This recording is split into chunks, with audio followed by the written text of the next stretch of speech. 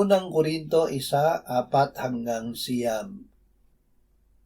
Ako ay laging nagpapasalamat sa aking Diyos tungkol sa inyo, dahil sa biyaya ng Diyos na ibinigay sa inyo sa pamamagitan ni Kristo Jesus, na sa lahat ng mga bagay ay pinayaman kayo sa Kanya sa bawat uri ng pananalita at kaalaman, kagaya ng patutuo ni Kristo na pinagtibay sa inyo.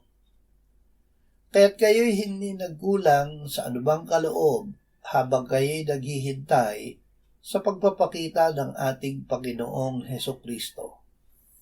Siya rin ang magpapalakas sa inyo hanggang sa katapusan, na hindi masusumbatan sa araw ng ating Panginoong Hesukristo.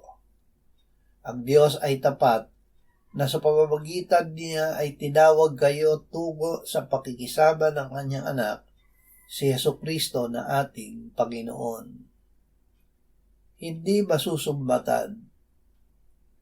Kalooban ng Diyos na tayo ay maging banal. Kaya't idinalangin ni Apostol Pablo, "Pakabanalin nawa kayong lubos mismo ng Diyos ng kapayapaan. At ang inyong espiritu at kaluluwa at katawan ay ingatang buo na walang kapintasan sa pagdating ng ating Panginoong Hesukristo."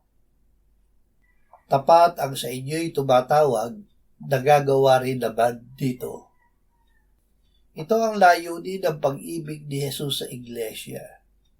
Ibinigay niya ang kanyang sarili alang-alang sa kanya, upang kanyang pakabanalin siya, na nilinis sa pamamagitan ng paghuhugas ng tubig sa salita, upang kanyang maiharap sa kanyang sarili ang isang maluwalhating iglesia na walang batik o kulubot o anumang gayong bagay, kundi siya ay maging banal at walang dungis.